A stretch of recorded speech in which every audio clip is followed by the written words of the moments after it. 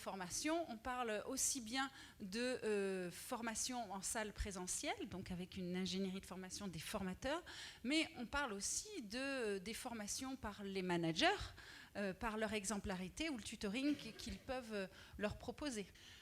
Si on parle dans l'idéal, un plan de formation, ce serait quoi dans l'idéal? Ce serait qu'il y ait toujours dans un réseau retail des évaluations des équipes, qu'il y ait un plan de formation individuel par personne, des plans de carrière qui soient dressés, qu'il y ait une école interne avec des formateurs internes et ou externes, et puis qu'il y ait un coaching qui soit interne ou externe, peu importe, l'important c'est qu'il y ait un coaching. Ce qui existe principalement, ce sont les formations sur les collections, en tout cas des outils, les formations sur la vente, et puis un petit peu de formation sur le management en boutique. On essaye à chaque fois, à la fois de faire des formations qui ont un retour sur investissement pour l'entreprise, mais également qui s'inscrivent dans la volonté de faire en sorte que les gens puissent se développer l'entreprise, mais également à l'extérieur de l'entreprise.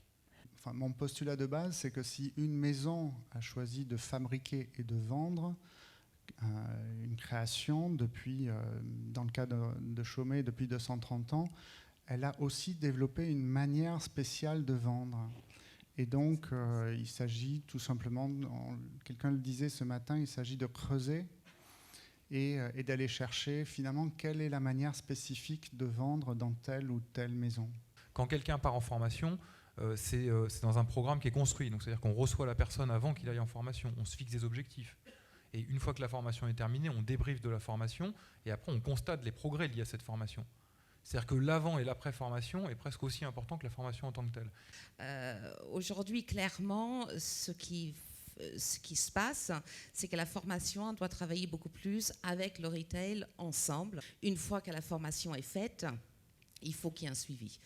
S'il n'y a pas de suivi derrière, je dirais 50% de votre travail est fait en tant que formateur, mais il reste encore 50%, la moitié du chemin à y aller. Avoir une propre école de formation permet d'aller encore plus loin, de différencier encore plus l'expérience client, de faire sens avec l'ADN de la marque. Effectivement, l'école aussi est un outil, en tout cas au sein de la maison, pour faire évoluer les choses, pour améliorer aussi la performance et apporter des nouvelles compétences et du leadership.